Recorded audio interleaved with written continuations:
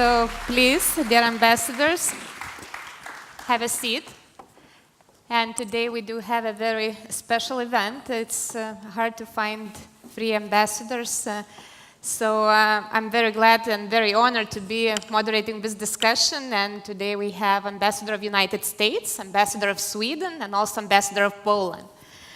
So I would like to start off with asking from your side to introduce yourself a little bit. I think diplomacy as such, it's a very special type of professional life, of career. How did you get into the diplomacy? What excited you? And how did you do it so far? Can you share, just to start off, a little bit on your background? Well, for me, microphone. I think I was influenced in part by my father, who was a scientist and spent a lot of time traveling internationally when I was young. I always knew that I wanted to work either in diplomacy or in development. So my mother said it was in my blood. So that was always my goal. I studied international relations in college and spent time in Latin America and also in Spain. I came in with speaking Spanish, and so it took off from there. Okay, thank you very much. Maria? Thank you, and hello everybody. Apparently I did well, as I'm an ambassador. And you know, from the beginning, I really had another path. I wanted to be a doctor, a neurologist. I was absolutely convinced. But you know, I have 0 patience, so I thought this will take a long time. I don't have the patience. So I switched. My people in the embassy, they know. And so I switched over to diplomacy, and I think that was rather natural, because also in my family, we traveled a lot. My parents, they had lived abroad. So it was also in my blood, I would say, and I had a lot of family living abroad also. And so I think that's what was the reason. Mm-hmm. Thank you. After the fall of the Soviet Union, I was very interested what is going on in this new territory, in this very big new countries. And I became to travel there as journalist. I was many times at the South Caucasus and in the Ukraine and North Caucasus in Russia. And many years I traveled, right? And then I became specialist on the South Caucasus. And as being specialist of South Caucasus, I was invited to a presidential office. Our late president, Mr. Lech Kaczyński, invited me to work with him in the Office for Foreign Affairs. I had this big chance. And then he sent me to Georgia as ambassador. It was just after the war in Georgia. So I spent, from December 2008, I spent 4 years as ambassador in Georgia, and it was my very first diplomatic experience. Okay. All right. I think it's very interesting to hear. And I think, could you tell about what it is to be a diplomat? What does it mean in a daily life? How much of a professional life do you have in your life and personal life? Can you share a bit more with us? I think everybody's eager to find out. I think to be a diplomat, you have to be very curious. I'm very curious. So I will ask you questions afterwards. And I think you have to be very interested in politics, which I am, and to be interested in other cultures, in other people. But I also think you have to be humble. You have to be humble enough to respect other people, to learn about other cultures and other people. And I think you also have to have a certain self-awareness, not self-confidence, but self-awareness, to be stable, to know where you belong to know your roots. Because, you know, we travel rather a lot. We live in different countries. So I usually say I'm restless but not rootless. So I think that is very important. Would you like to add anything? I would like also to add only 2 words that one must have big sense of humor. You should have seen us here before. Right. I'm always amazed how come diplomats, they speak so many languages. Is there any special tricks? How are you taught them? What is the system? Or Because I noticed that many people, is probably because partially you live in many countries, but also that it's usually a requirement to know not one language but more. Do you have any comments about how to learn the languages? Well, we are required to study a language before we go to each country. And the length of time that we study depends on the difficulty of the language. So Romance languages we study for 6 months, and it's full time. For sort of what we call the super hard languages, Arabic, Chinese, Korean, 2 years. And for all of those in the middle, so it could be Russian, German, Thai, Lithuanian, for example, Polish, it's about 10 months. And we study in very small classes. It's normally 4 students with 1 teacher. And we're in class about 6 hours a day, and we have 3 hours of homework a night. Wow, sounds like a lot of studying. When you become a diplomat, you keep on studying, right? That's very true. You have to want to keep learning, as Maria said. Okay. Let's touch on a gender aspect in diplomacy. I think you have quite long professional lives, and it's interesting to know probably for us how the gender aspect was when you started, and what do you see has changed since then? Any changes in diplomacy and politics?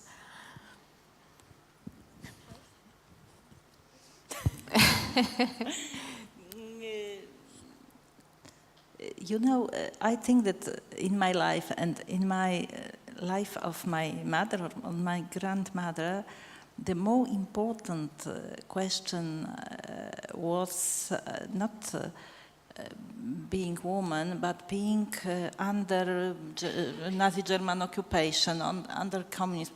It was the biggest problem, that they lack property, that they there was a war, and after the war they had nothing, not any possibility to life. They had no money, no homes. Most of men in our family lost their lives during the war. So the problem was to work hard and keep position in life. This is the most important. And my education was like this, that you must work hard. You are responsible for your life. Nobody will give you support. You must work and have your position. Independent, you are a man or woman, because it's important. Yes. Anything you would like to add? I think still diplomacy used to be viewed as a very male territory as such. How do you see things are changing or not? Anything? Well, when I joined the Foreign Service by the end of the 80s, it was really dominated by men. It was an old boys' club, and they let you know where you belonged and where you did not belong.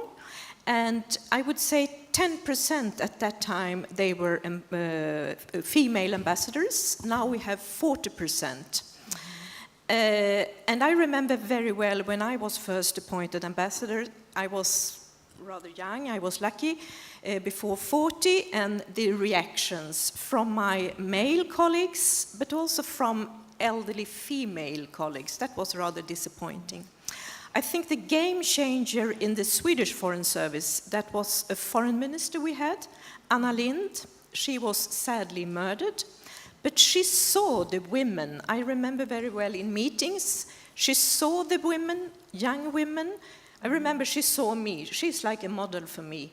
And she also decided to have a systematic model to promote more women, and always, when there is an ambassadorial post, to have 3 suggestions, always at least 1 woman. So I think that has been a game changer for us. Okay.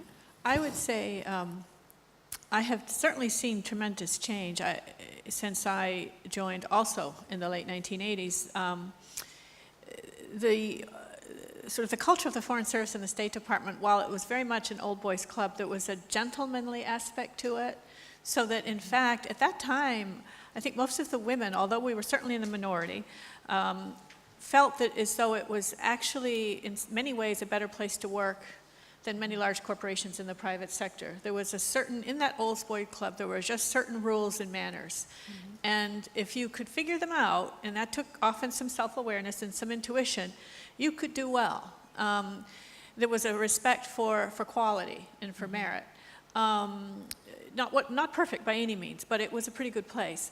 What we see now are certainly many more women coming into the Foreign Service, but we still find that we're not able to recruit women to join at quite the same levels as men. And while women are promoted similarly to men at the most senior levels, we still find that many women, it's more difficult to find women who will volunteer for some of the highest positions, and that's something we'll probably talk about. Would you say there is still a pay gap issue in the public service sector as such? Not for us, not at State Department, no.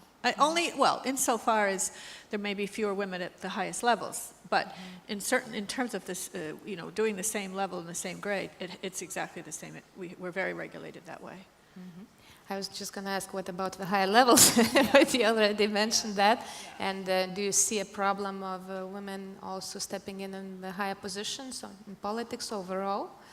Absolutely. And matter of fact, when I went through, we have a training program before we go out to be ambassadors. And in my particular group of people, we were 50% women. So that was tremendous. But what we noticed, there were 8 of us. All of us were unmarried. And only one person had children. And I think what that said to all, first of all, over the course of 3 weeks, number one, we didn't even notice this until the last day. So we weren't even thinking on those terms. And it was I actually noticed it and mentioned it to the others. And we just immediately all realized that that shows, I think, for women that we still feel the responsibility of family. And I think we often self-select, and those that have those family responsibilities, I think sometimes feel as though they may not, they have children they need to take care of, they have schooling they need to think about, and so they sometimes don't put their career first, and because they feel the pull of these other responsibilities. Sometimes also parents to take care of by the time you get old enough to be an ambassador in our system. You often have older parents. So women still have these pressures. I didn't say it before, but if you have any questions, please raise your hand. We'll try to get to that as soon as possible. But in the meanwhile, I think it's also very interesting to learn for us, what about personal life? Does diplomat has a personal life? See some nodding, unsure faces. How do you deal with personal life? That's our answer. We have no Seems a personal difficult life. question. I am married, yes. I am married. I'm very happy because I have found my love 10 years ago, and I am new married because I have my husband 10 years. But I think that question you have posed is really important as for men ambassadors and for women ambassadors. Because if you are married, being diplomat, this is a great challenge for your spouse, the wife or husband. It not depend now because the women are made their own career. So one must left his career in his country and go abroad with his spouse to represent, to stay at the official situation. So it's complicated for men, also for women. If a woman is, for example, medicine doctor, it's for her the challenge to decide to leave his career and go with his husband abroad to be a woman, to be wife of Mr. Ambassador. So now I'm so happy because my husband is artist and he can work as well in Warsaw and in Tbilisi and in Vilnius. So it's really good. But I understand that it can be very challenging as well for men ambassadors as for women ambassadors. I even know that in the United States until 1972 that women diplomats were not allowed to get married. Is that true? That's true. Until 1972, a woman diplomat, if she married, was required to resign. Wow.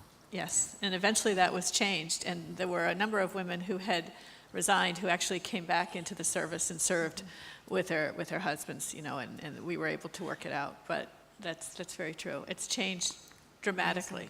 I came in just after the first generation of women, and there really were very, very few.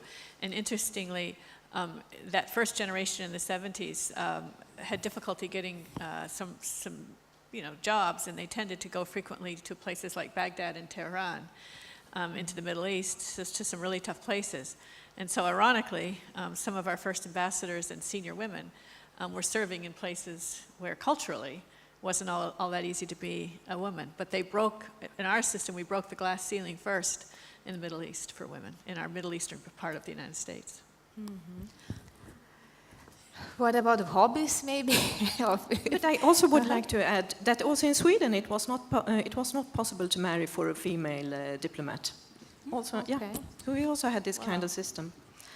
And I think in my beginning, when my bosses, they were often married and they was a man, and then it was expected that the woman and the wife of the ambassador would take care of the residence, of the food and all that.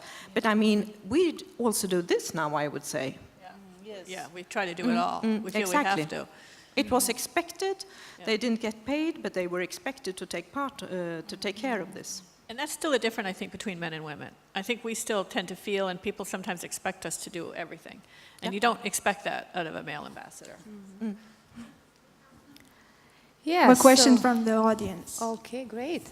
Mm-hmm. Try to find Hello, it. laba diena visiems. Hello, my name is Agnė Grigaliūnienė. I'm working in communications there. And as long as I meet very many women in my work life, so I have a question for you all. I'm pretty sure that you are coming from very different kind of backgrounds and cultures, but you all three seem to be very free in everything, in how you look, how you talk, and what you do, and I'm sure that in your work life and personal life as well. That freedom I really lack in Lithuania, in the very many of Lithuanian women. So in your personal and work life, what could you suggest or recommend to be more free in all our lives, personal and work? Thank you for a great question. And free meaning probably freedom, sense of own freedom, I would just add on. I think it's very important to be the way you are, not to change yourself. I'm the one I am. I can't change it, and I think I don't take myself too seriously. It's not that. Very true. She knows. I know. No, but She looks very serious, but she's not all the time serious.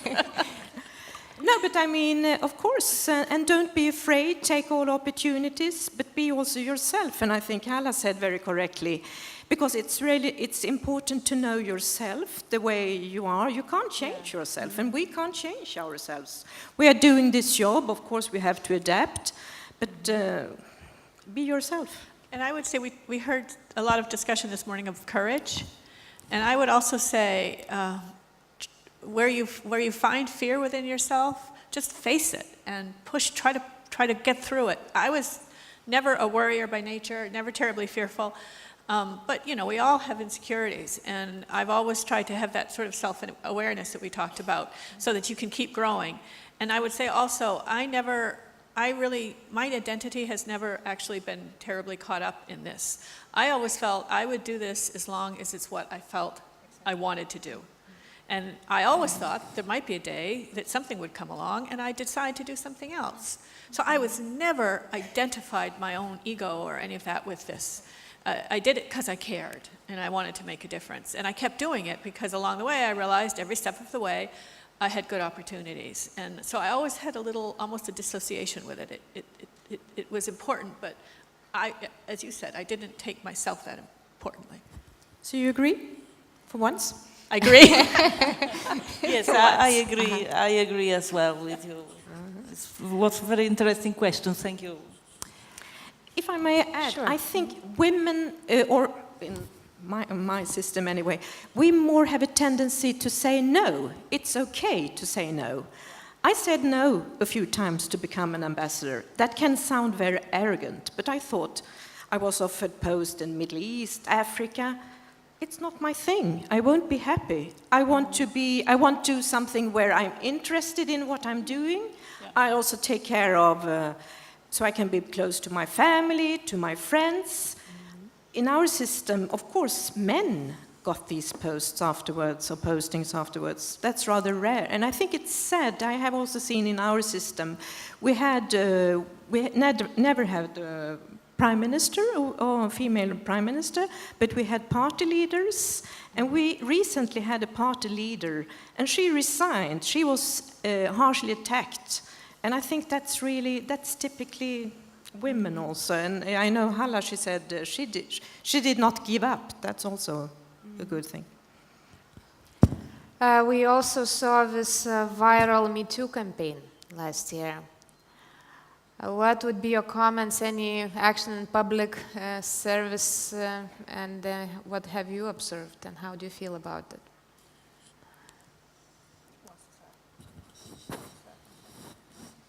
Me Too campaign?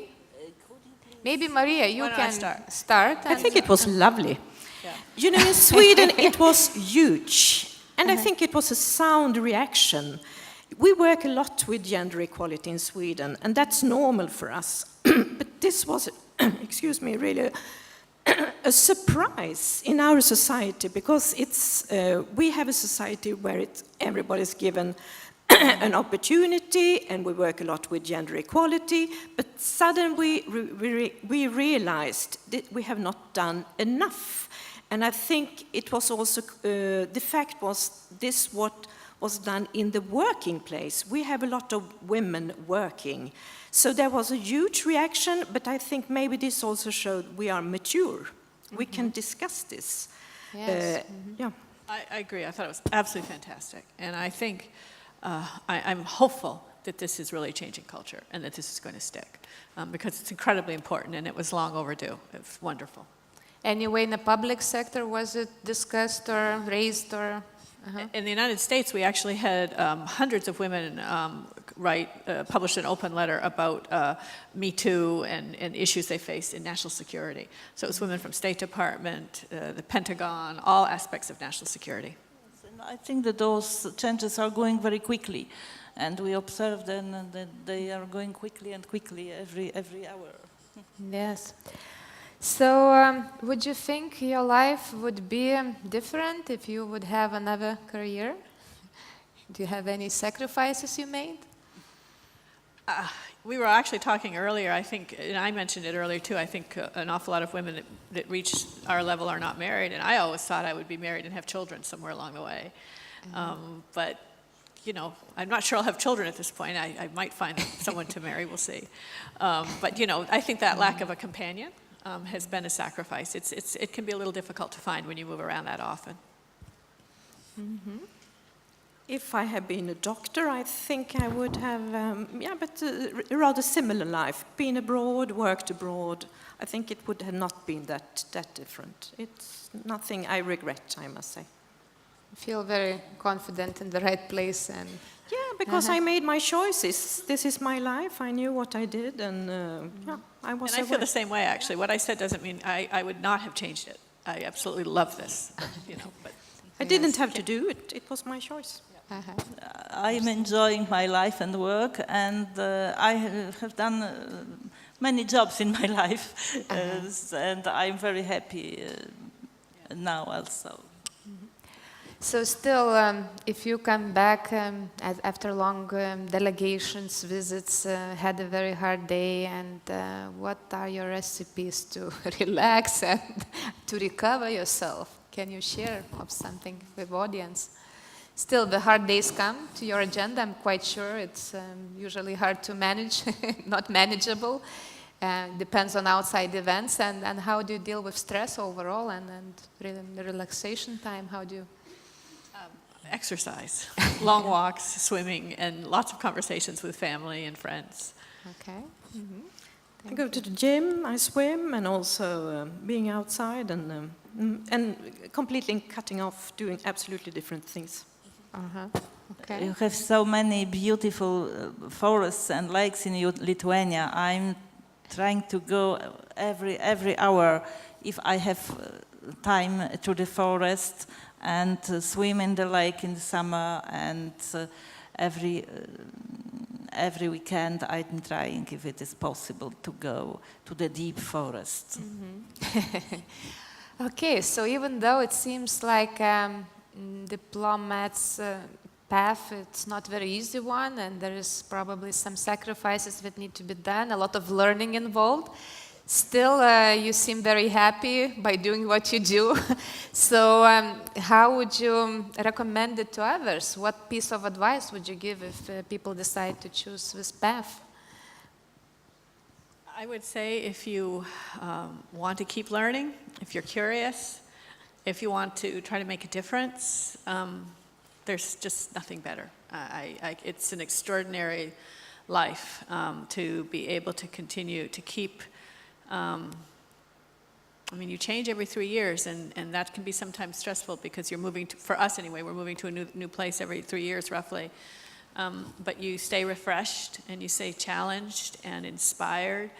And so for me, I can't imagine anything else that would have allowed me to do that, and then at the same time try to contribute wherever I go and make a difference.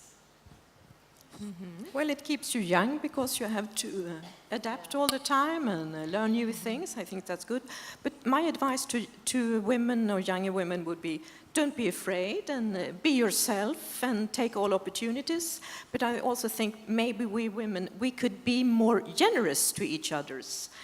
Sometimes to give advice, to admit what was wrong, and because that's what did I do wrong, because that happens to everybody. My advice is also be yourself and do what you like to do. This is more important. And if looking at overall at women in leadership, how that topic is it close to you? Do you feel like there is a need to promote it, or are you maybe involved in some activities or organizations? Is there anything you would like to share on that aspect? Well, certainly for us, I think we have spent over the last 10 years a great deal of effort within our diplomatic service to teach leadership to both men and women, because it's something that we had not done historically as an institution. And it actually took a General Colin Powell, when he became Secretary of State, to bring with him this military focus on taking care of your people. And our U.S. military's tradition of a lot of training throughout your career, to bring that to the diplomatic service, so that every few years we have to go through some extensive training on leadership, and it changes, of course, as you're promoted forward. So we've worked very hard on that, and I think for myself, I think we can always improve. But my own style has always been to try. I have tried to build teams. I've done it instinctively. I've never thought that I had all the answers. I never thought I was the smartest in the room. So because of that, I instinctively sought good people around me, and I was always instinctively happiest when I felt as though working together, we could pull the best out of people and enable them to do what they were best at, and those teams have tended to be effective. So that's my leadership style, but it's certainly within the State Department, there's been a tremendous increase in the focus that we have on leadership, and we actually now have a women's leadership group as well in the State Department that discusses these issues. I think that one must always work on yourself and improving our skills in every job, in every profession, and it is hard work to train myself. We in the Foreign Service, as I said, we have I think it's a question of awareness, to be aware of this question, to talk about it all the time, and to really watch out for people and let other people to show themselves. And here in Lithuania, we in the embassy, we work a lot with gender equality. This is fantastic. We support this conference. We also work on Me Too and sexual harassment on women, and a lot of questions connected to women. And myself in Sweden, I'm part of a female network, and I think that really helped. You can talk to women from other professions and open up, and we meet regularly, and I think that's very helpful. Okay, so we are almost approaching the end of our discussion. I'm still trying to see the audience. Maybe there is additional questions. And at the moment I see none, so maybe some final comments to the audience that you would like to share, maybe some inspiration that you would like to give to the audience to finish up with. Takes a bit time, Polite, you know, sure, very take your time. Be polite. I would simply say, I guess, just reinforce some of what we said earlier, that I think all of you are in a wonderful point in your lives and in a wonderful time in history that, you know, there's many, many more opportunities are opening up for women. The challenges still remain. And we have a program at our embassy we call, well, it's on sexual harassment, and I've spoken to many college students around Lithuania. We have several films we show that we use in the United States that depict different forms of sexual harassment, for example, some of which are very, very subtle. So I would say also, insofar as any of you experience those sorts of situations in your workplace, seek out other women. Don't be afraid to talk to someone about it. Don't be afraid to report it. I think that the climate is changing, and there's far less tolerance than there used to be for those sorts of situations. It's something we all need to work together to fight. We need to, as Maria said, women also need to take care of women, but they're also, I would also say, just wonderful men. I have had wonderful male mentors as well as women mentors. I wouldn't be here without having had terrific mentors. So, and we didn't even call them mentors when I was starting out, but they were just people who, I guess, recognized something in me, and I felt comfortable with them. So seek out people with whom you feel you can have that sort of a comfortable relationship, help each other, and have courage. Anything to add? Okay. Work hard, be yourself, and enjoy your work. Okay. So I think this is it for the moment. I also took away that, you know, the path to your, you know, the job you would wish to have might be quite difficult and challenging, but it's, once you get there, it's a lot of joy, and you can have a very interesting life. So I wish for all of you to have very interesting lives, and thank you, ambassadors, for making the time. So now we will continue with with lunch, actually, I think, but thank you once again. And we can applaud a bit. Thank you.